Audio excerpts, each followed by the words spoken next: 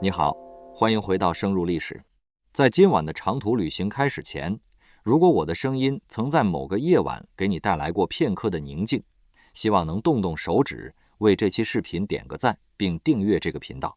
也欢迎你在评论区留下今晚的坐标，或是此刻的心情。你的每一个互动都是我继续在深夜发生的全部动力。好，现在请把灯调暗，一起进入今晚的故事。请找到一个舒服的姿势，将呼吸放慢。今晚的深度人物传记，我们要来聊聊袁崇焕。在浩瀚的中国历史长河中，如果要选出一个死得最惨，同时又最让人感到荒诞与窒息的英雄，袁崇焕的名字一定会被放在最前面。当你闭上眼睛，脑海中浮现出的关于他的最后一幕，往往是公元1630年北京西市口的那场凌迟。那是一个秋天，天启王朝已经落幕，崇祯皇帝坐在阴冷的紫禁城里，下达了将这位帝国大都师千刀万剐的命令。更让人毛骨悚然的是，北京城的百姓，那些袁崇焕刚刚在广渠门外拼死浴血，从清军铁蹄下救出来的百姓，竟然争相花钱买他的肉吃，甚至就着烧酒生吞下肚。这是一个多么荒诞又恐怖的画面。一个人为了保护一群人而耗尽心血，最后却被他所保护的人活活嚼碎。究竟是什么样的一股力量，把这位大明王朝最后的长城推向了这样一个人神共愤、万劫不复的深渊？是因为他真的是个卖国贼吗？还是因为那个坐在龙椅上的年轻皇帝太多疑？今夜就让我们拨开那些关于完美民族英雄或是汉奸的沉重标签，穿越回那个风雨飘摇的晚明，去看看那个真实的、狂傲的、孤独的，甚至带着几分赌徒心理的南方书生，去完整的回顾他那如流星般耀眼又惨烈的一生。故事要从他性格成型的起点公元1584年讲起。这一年，袁崇焕出生在广东东莞，后来随家人迁居广西藤县。在我们的刻板印象里，明朝的文人往往是摇着折扇、吟风弄月的江南才子，但生长在岭南的袁崇焕骨子里却吹着一股粗犷的、不羁的海风。他绝不是一个安分守己的儒生。在那个万般皆下品，唯有读书高的年代，袁崇焕的科举之路走得异常艰难。他并没有少年成名，而是经历了漫长而难熬的落榜岁月。在他20多岁、30出头的时候，为了排遣心中的郁闷，他经常四处游历。他不喜欢和书生们谈论四书五经，反而对排兵布阵、奇门遁甲充满了近乎痴迷的狂热。他常常在荒村野店里找那些从北方边镇退伍回来的老兵喝酒，听他们讲述塞外的风雪、辽东的战马和女真人的重甲。在日复一日的落榜与游历中，一种极度危险的浪漫主义，或者说是一种以天下为己任的狂傲，开始在这个南方青年的心里生根发芽。他深信自己不仅是个能在书房里写八股文的考霸，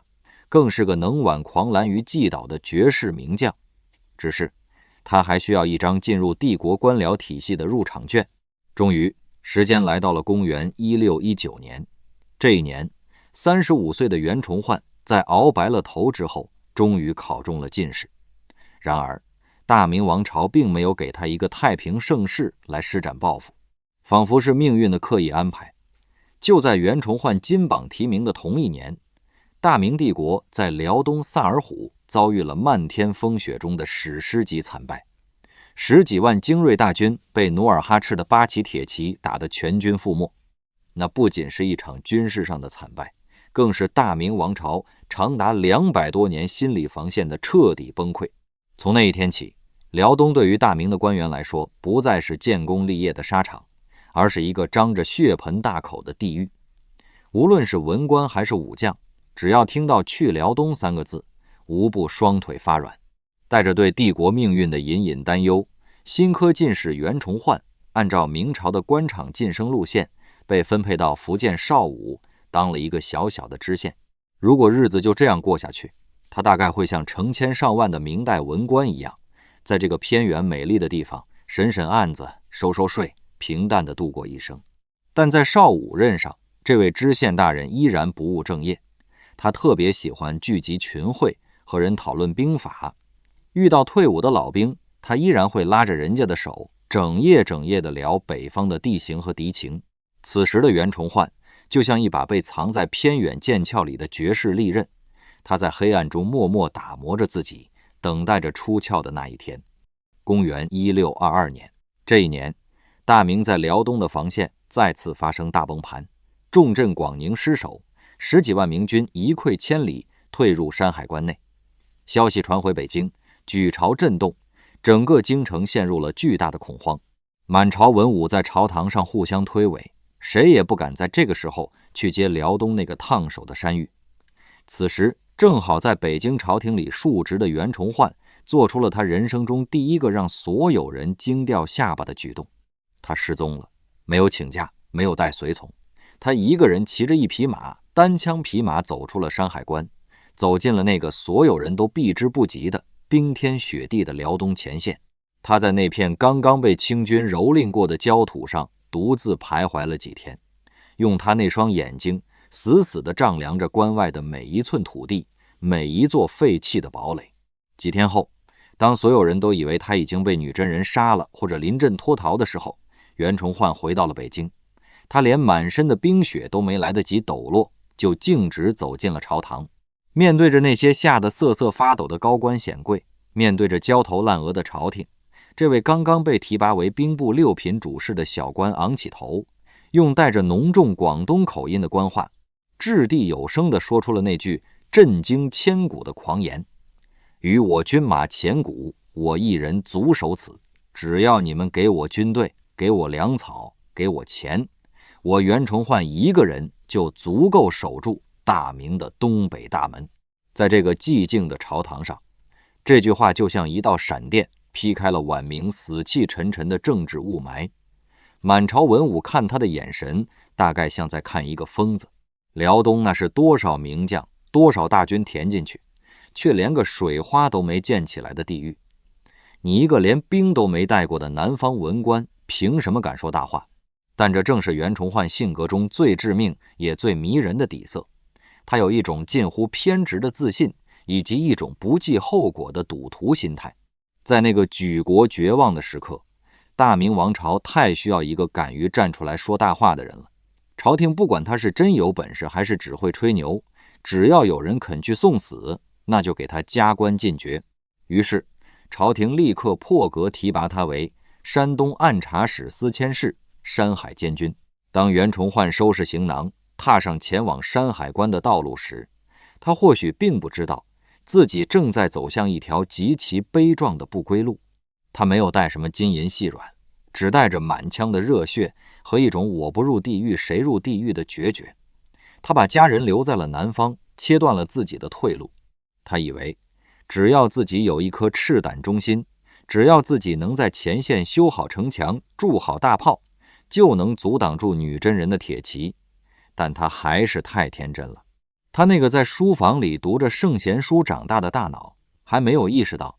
晚明最大的敌人其实从来都不是关外那些挥舞着马刀的异族，而是位于他身后的北京城，那个充满着党争、猜忌与阴谋的巨大染缸。当袁崇焕真正站在关外的冻土上时，他才真切地感受到自己在北京朝堂上喊出的那句“我一人足守此”分量有多么沉重。这里没有江南水乡的莺飞草长，只有刺骨的寒风和随处可见的明军尸骸。在大明帝国此后的几年里，辽东的局势就像一艘千疮百孔的破船，无论往里填多少木板，都堵不住汹涌灌入的冰冷海水。幸运的是，在最初的几年里，袁崇焕遇到了一位懂他也能包容他的上司，明朝著名的战略家大学士孙承宗。在孙承宗的庇护下，袁崇焕那个狂妄的梦想开始一点点落地。他不再是一个只会纸上谈兵的南方书生，他脱下了儒服，穿上了铁甲，和士兵们一起在冰天雪地里和泥搬砖。他看中了一个叫宁远的地方，也就是今天的辽宁兴城，并在那里死死扎下了根。他要把这里建成一座女真骑兵永远无法逾越的钢铁堡垒。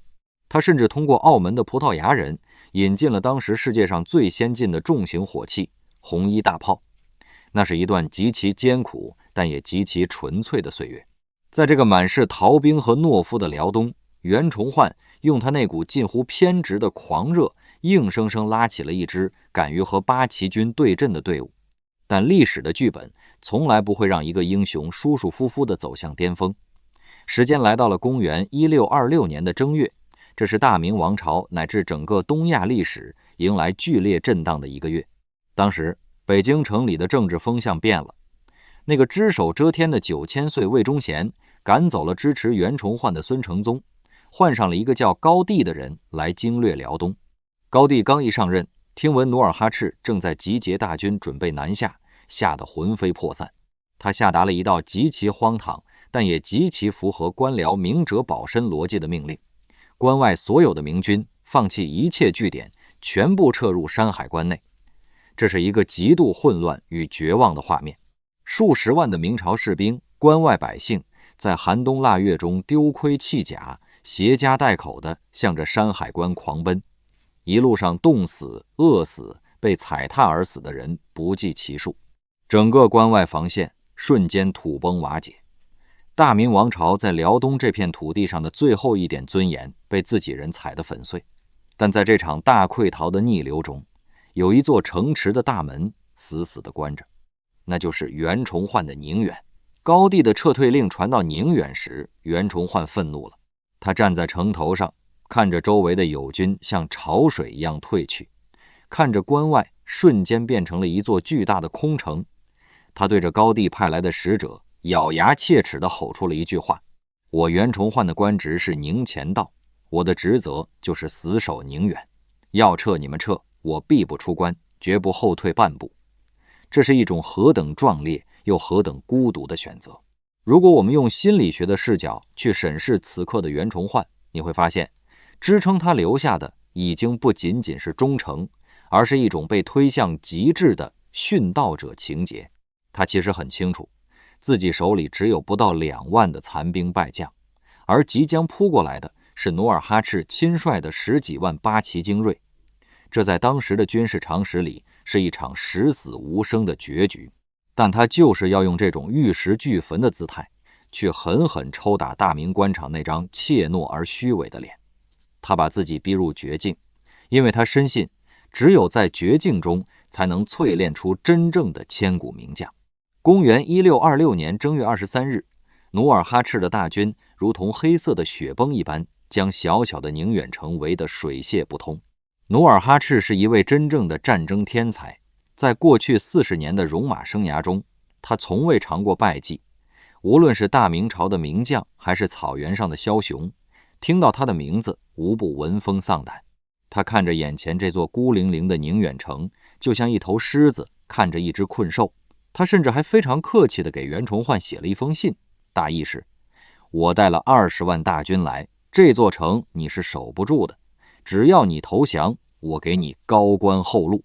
面对这位一生未尝败绩的东北霸主，面对着城外漫山遍野令人窒息的八旗铁骑，袁崇焕回复了一封极具挑衅意味的回信。他在信里冷冷地说：你根本没有20万大军，只有13万，而且我不信你能打得进来。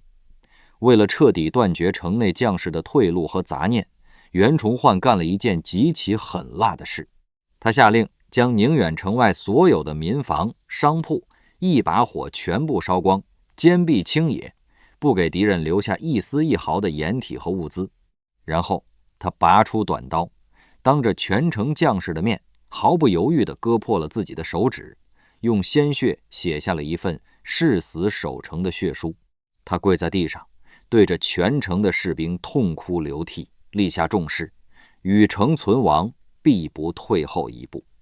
那一刻，宁远城内没有了恐惧，只剩下一种准备拉着敌人一起下地狱的疯狂。袁崇焕用他卓越的心理暗示能力和极端的个人魅力，把一座原本随时可能崩溃的孤城变成了一个巨大的火药桶。战斗打响了，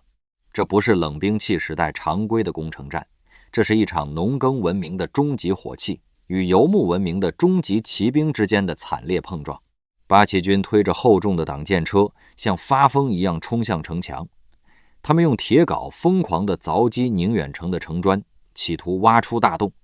城墙在震动，死亡的气息顺着城墙的缝隙往上爬。就在这千钧一发之际，袁崇焕下令点燃了城头上的那11门红衣大炮，伴随着震耳欲聋的巨响，历史在此刻定格。那些在过去40年里不可一世，以为自己有天神护体的八旗子弟，第一次见识到了近代火炮的恐怖威力。炮弹带着死神的尖啸砸入密集的冲锋阵型中，瞬间血肉横飞，残肢断臂在硝烟中飞舞。巨大的冲击力将满洲第一勇士们的骄傲撕得粉碎。这场仗打了整整2天2夜，八旗军付出了极其惨痛的代价，却始终无法越过那道并不算高大的城墙。最终，这位68岁的老将带着满腔的屈辱、不甘和难以置信的愤怒，下令撤军。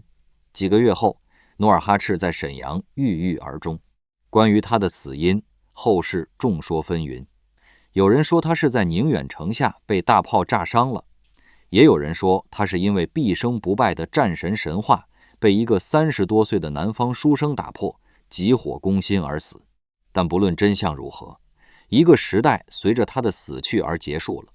而另一个名字则像一枚升空的信号弹，瞬间照亮了大明王朝黑暗的夜空。这就是震惊中外的宁远大捷。消息传回北京，举国若狂。在那个被后金铁骑按在地上摩擦了7年的绝望年代，这场胜利就像是在无尽的黑夜里突然爆发的超新星。天启皇帝大喜过望，加封袁崇焕为辽东巡抚、兵部右侍郎。一时间，袁崇焕成了整个大明帝国的救世主，成了全天下百姓眼中的神明。但是，如果我们把目光从喧嚣的庆功宴上移开，冷静地审视这位刚刚走向人生巅峰的新晋名将，你会发现，一场更大的悲剧种子已经在这个极其耀眼的光环下悄悄种下了。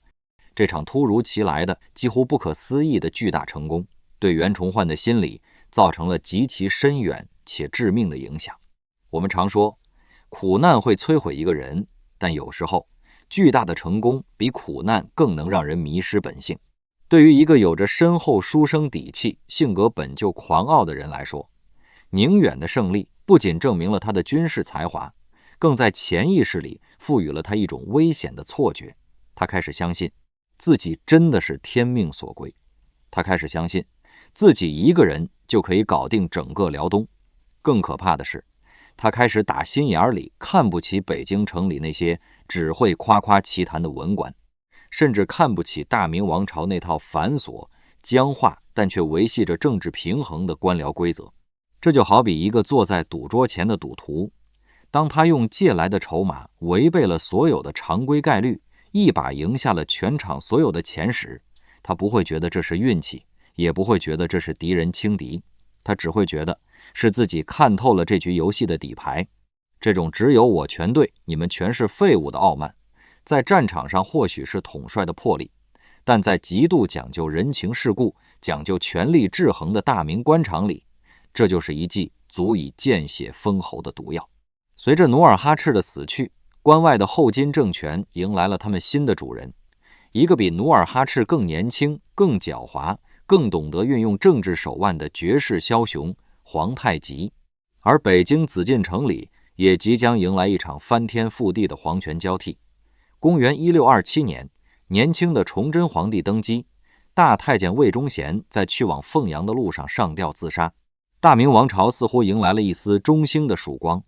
而在辽东的袁崇焕即将被这位刚愎自用的年轻皇帝召回京城。这命运齿轮的下一格，在一声急切的询问中正式咬合。坐在龙椅上的17岁少年天子，身子不由自主地前倾。他看着眼前这位被整个帝国视作救命稻草的南方统帅，迫不及待地抛出了那个压在他心头，乃至压在整个大明王朝心头的终极问题：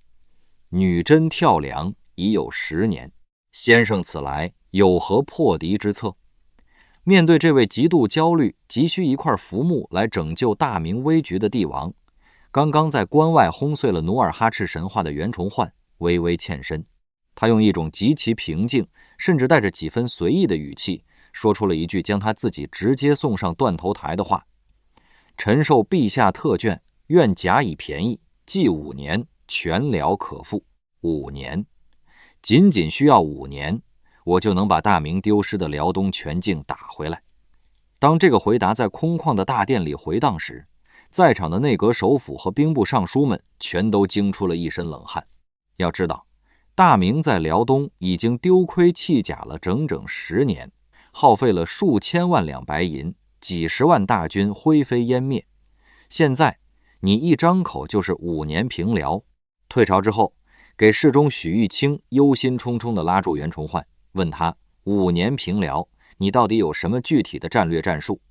袁崇焕给出的回答荒诞得让人心惊肉跳。他笑了笑，满不在乎地解释说，皇上太焦虑了，我随便说点好听的，安慰安慰他罢了。这是一个多么致命的误判！如果用心理侧写的眼光来看待这一幕，你会发现袁崇焕依然保留着那种书生气的狂妄与天真。他把崇祯当成了一个可以随便哄骗安抚的普通老板，以为先画个大饼把职位拿下来，日后自己再慢慢图谋。但他完全没有看透崇祯的底色。崇祯不是一个宽容的君主，他是一个生性多疑、极度刻薄且缺乏安全感的暴君。当袁崇焕轻飘飘地说出5年这个词时，在崇祯的心里，这就已经是一份签了字、画了押的生死契约。你敢用天下大事来忽悠我，一旦你做不到，我必定要把你碎尸万段。但此时的袁崇焕已经被自己的豪情和皇帝的恩宠冲昏了头脑。为了实现这个根本不可能完成的任务，他开始向皇帝索要绝对的权力。他要求户部必须无条件给钱，兵部必须无条件给人，而且最关键的是，他要求皇帝不能派太监来监军，所有辽东的事务必须由他袁崇焕一个人说了算。崇祯全盘答应，甚至亲手赐给了他一把象征着先斩后奏最高权力的尚方宝剑。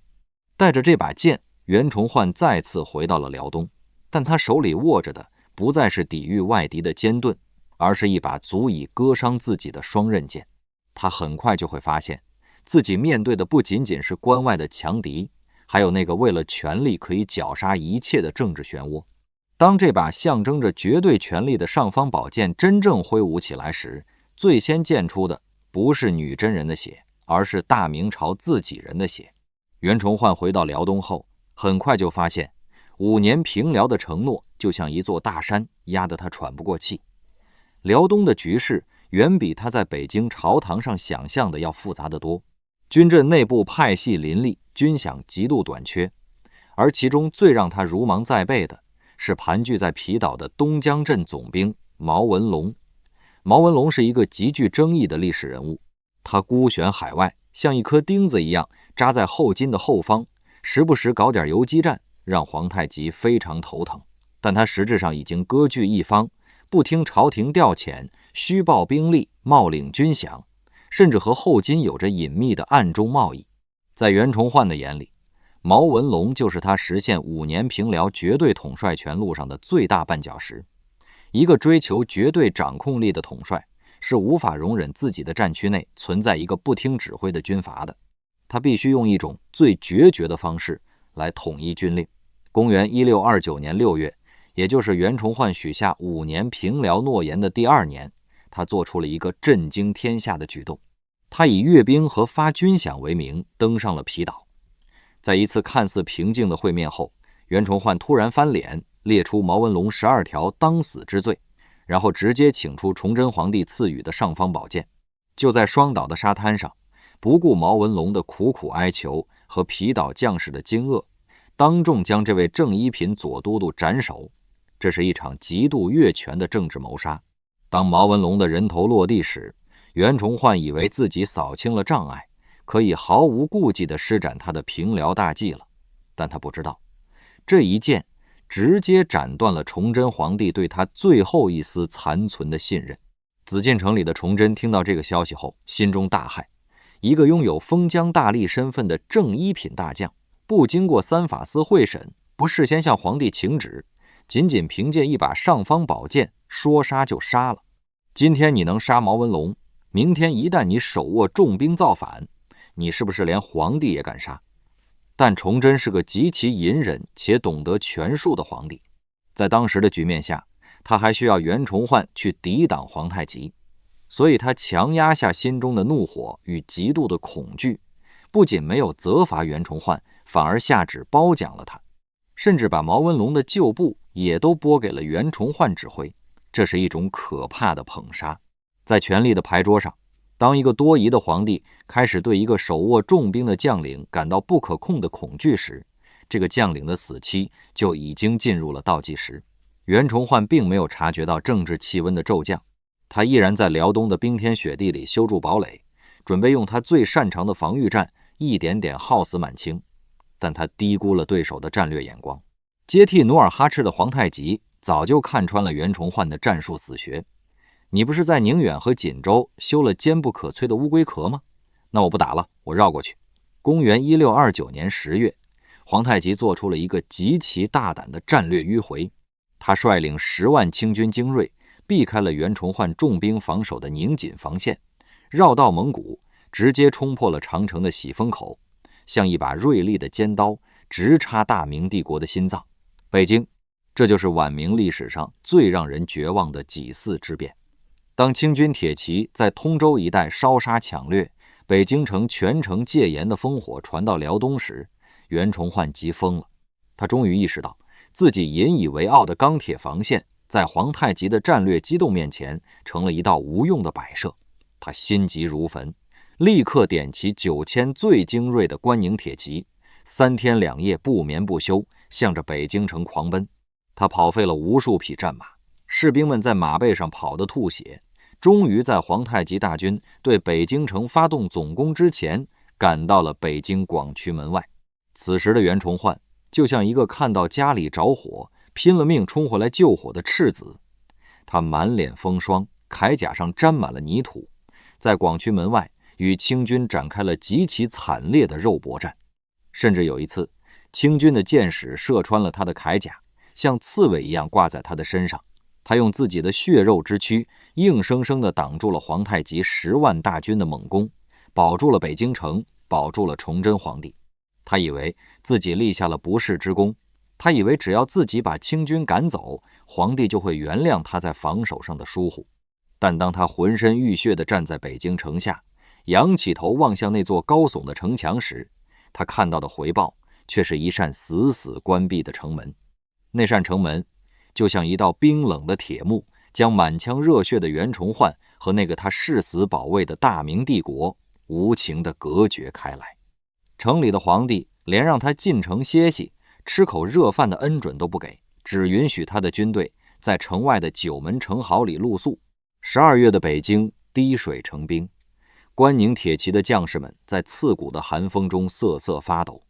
而比严寒更让人绝望的是城墙上方那些充满猜忌、恐惧甚至仇恨的目光。此时的北京城已经陷入了极度的恐慌与群体的认知失调之中。清军在京畿一带烧杀抢掠的惨状，让城里的百姓和王公大臣们彻底丧失了理智。人们的心理防御机制在巨大的亡国阴影下崩溃了。他们不敢去恨那些凶残的女真骑兵，因为那太遥远也太不可战胜。他们急需一个眼前的可以被摧毁的替罪羊来宣泄恐惧。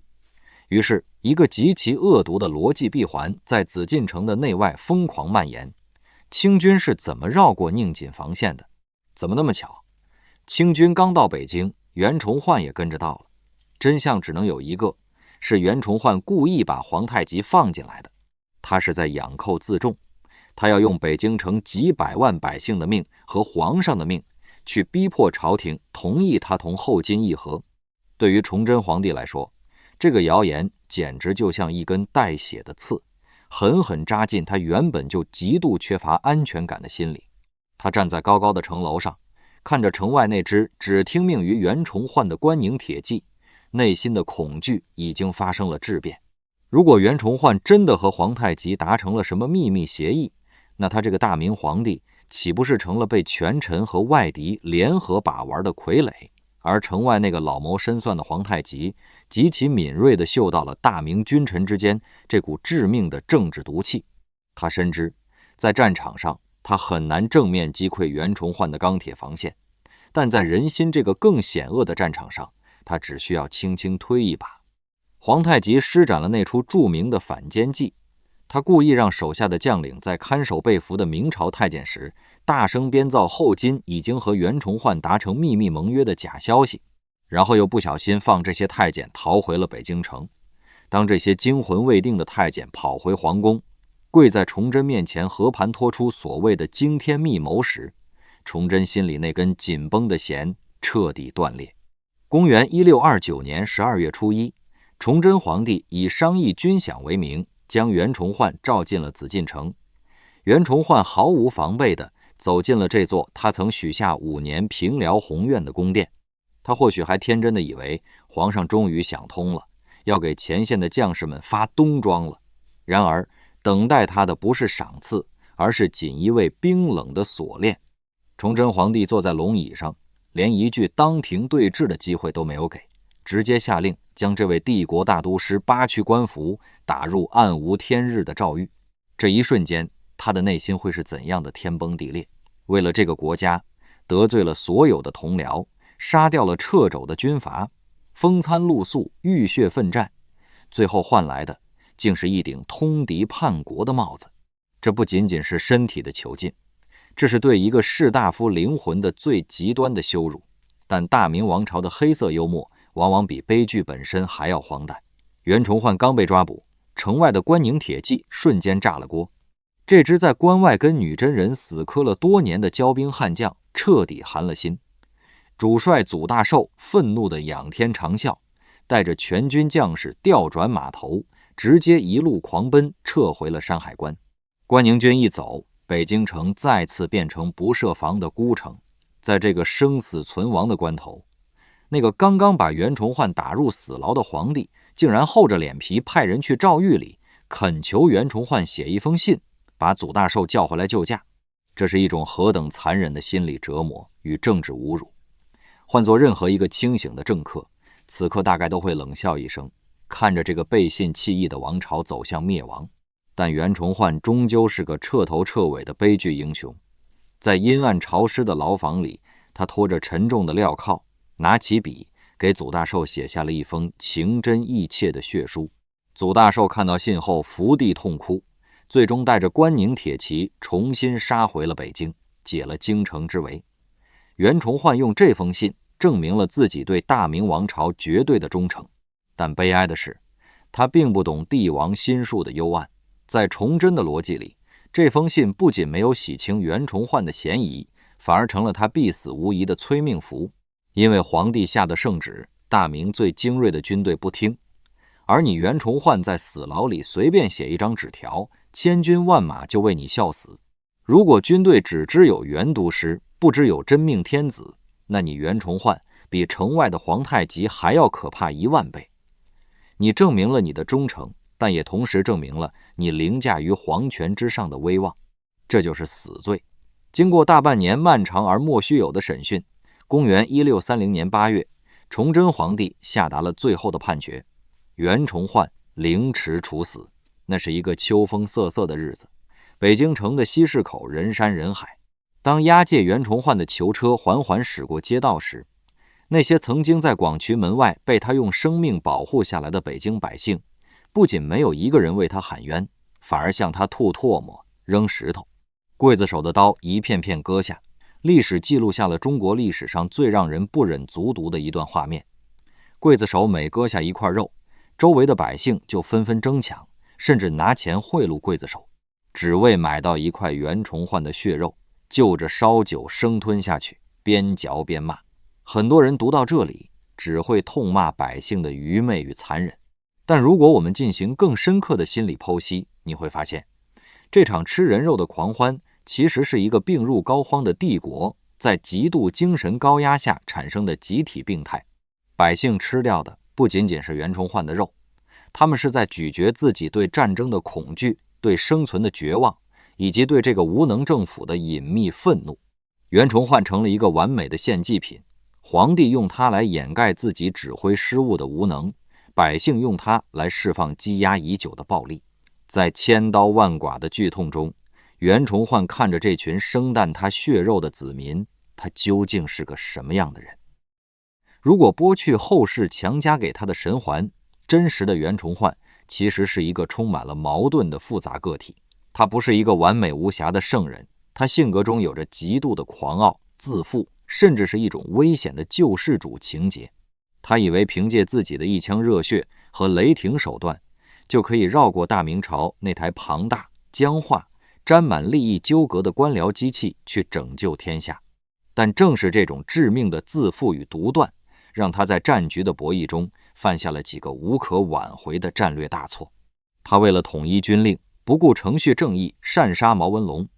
这不仅触碰了皇权的逆鳞，更在客观上拔掉了牵制后金大军后方的一颗关键钉子，让皇太极得以毫无顾忌地率军长驱直入。他为了争取修筑防线的时间，瞒着朝廷同后金暗中进行议和试探，在那个极其敏感的政治气候下授人以柄。更让人诟病的是，他为了安抚蒙古部落，不顾朝臣的强烈反对，坚持向已经暗中倒向皇太极的喀拉沁蒙古出售大量粮食。这种视米资敌的举动，不仅没能换来蒙古人的中立，反而让他们吃饱了肚子，成了后来引导清军冲破喜峰口防线的向导。他是一个在极端环境下试图用实用主义手段去挽救危局的实干家，但他的政治手腕和某些战略决策却常常配不上他那近乎狂妄的野心。但他错就错在，他生在一个将道德洁癖和党争内耗推向极致的晚明朝廷，侍奉着一个极度自卑又极度自尊的刻薄君主。在那个染缸里，你的能干就是对别人无能的嘲笑，你的专权就是对皇权的挑衅，而你的任何一个失误都会被放大成通敌叛国的铁证。他试图以凡人之躯去对抗整个时代衰亡的重力，最终只能被这股重力撕得粉碎。他是一个伟大的爱国者，却也是一个糟糕的政治家。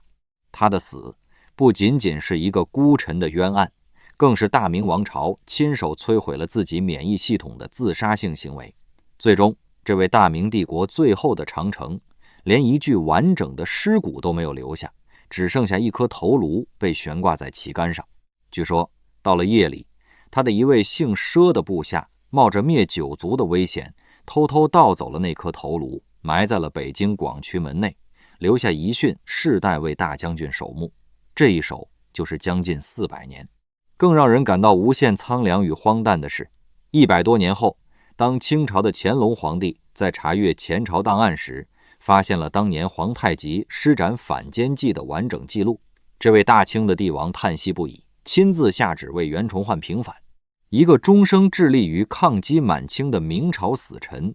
最后是被他拼死保卫的明朝皇帝和百姓活活咬死的。而100多年后，竟然是满清的皇帝还了他的清白。这种跨越100年的历史回音，像一记响亮的耳光，狠狠抽在了那个已经灰飞烟灭的大明王朝的脸上。袁崇焕的一生就像一场逆风的狂奔，他试图用一己之力去修补一个已经烂透了的系统，最后却不可避免地成为了这个系统崩塌时的殉葬品。故事讲到这里，历史的沉重叹息似乎还在耳边回荡。我们拨开晚明的烽烟，看到了那个在冰雪中死守孤城的将军，看到了那个试图以雷霆手段挽救危局，却也频频犯下致命错误的狂徒，也看到了那个在囚车上面对千夫所指的孤独灵魂。现在，请放松你的呼吸，你可以把那些关于权谋的黑暗、人性的幽暗，连同大明王朝的陈年旧事，都暂时放在一边了。在这个静谧的夜晚，去审视袁崇焕的一生，并不是为了让我们对人性感到绝望，而是让我们更加深刻地明白，在历史的洪流面前，个人的力量或许微不足道，也没有谁能做到完美无缺，但那种哪怕粉身碎骨也要试图托起下坠世界的勇气，本身就是一种超越了成败的永恒。即使这世界偶尔会像那扇紧闭的城门一样冷酷，也愿你的内心始终能为自己留一盏不灭的明灯，照亮属于你自己的那寸土地。晚安，祝你有一个平和安稳的好梦。